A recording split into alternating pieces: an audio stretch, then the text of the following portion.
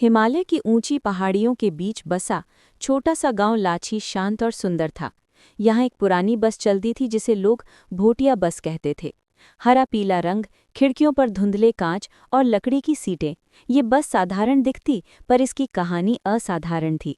गांव के लोग कहते थे कि ये बस जिसे चुन ले उसकी कोई एक इच्छा पूरी हो जाती है।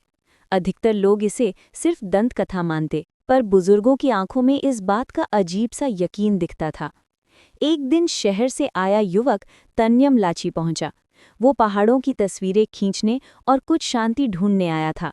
बस स्टैंड पर पहुंचते ही उसकी नज़र उस अजीब बस पर पड़ी। बस इतनी पुरानी थी कि लगता था मानो दशकों से उसी जगह खड़ी हो। अचानक बस से हल्की सी बांसुरी जैसी आवाज आई। तन्यम को लगा हवा का असर है। लोग बस में चढ़ने लगे। तन्यम भी टिकट लेकर अंदर बैठ गया। बस में कम यात्री थे, एक दादी, 2 पहाड़ी औरतें और 3 बच्चे। ड्राइवर लंबी दाढ़ी वाला बूढ़ा आदमी था। उसकी आंखों में एक अनोखी चमक थी। बस धीरे धीरे पहाड़ी रास्तों पर चलने लगी। हवा ठंडी थी, बादल इतने नीचे कि खिड़की से हाथ बढ़ाकर छुए जा सकते थे। दादी ने मुस्कुराकर पूछा, पहली बार आए हो? तन्यम ने सिर हिलाया। दादी बोली, ये भोटिया बस है बेटा, दिल से मांगी बात पूरी करती है। तन्यम हंस पड़ा, पर दादी की आवाज़ में ऐसा विश्वास था कि वो चुप हो गया। वो मन ही मन बोला, काश मेरे बीमार पिताजी ठीक हो जाएं। जैसे ही बस ऊंचाई पर पहुंची, मौसम अचानक बदल गया। काले बादल उमड़ पड़े, रह रहकर तेज हवा चलने लगी। बच्चों ने सहमकर सीट पकड़ ली। ड्राइवर बोला, डरना मत, बस रास्ता जानती है। कुछ ही देर में चारों ओर घना कोहरा फैल गया। सड़क दिखना बंद, मगर बस बिना रुके आगे बढ़ती रही, जैसे कोई अदृश्य ताकत उसे रास्ता दिखा रही हो।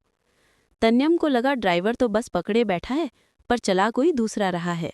धीरे धीरे कोहरा हटने लगा। सामने एक सुंदर घाटी थी, सोने जैसे फूलों से भरी, और बीच में चांदी सी चमकती नदी। बस वहां रुक गई। किसी ने कुछ न कहा, जैसे सब जानते हो यहाँ केवल तन्यम को कुछ दिखना है। तन्यम बस से उतरा। घाटी की हवा सुखद और हल्की थी।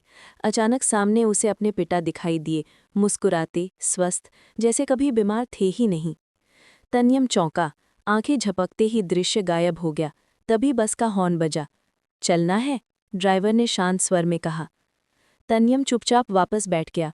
लौटते समय न कोहरा था न तूफान, बस सीधा गांव पहुंची। बस से उतरते ही उसका फोन बजा। माँ का था।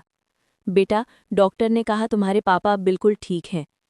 तन्यम के पैरों तले जमीन खिसक गई। उसने तुरंत पीछे देखा, पर भोटिया बस वहां नहीं थी। बस की जगह खाली धूल उड़ रही थी। गांव वालों ने हंसकर कहा, भोटिया बस जैसे चाहिए उसी को मिलती है।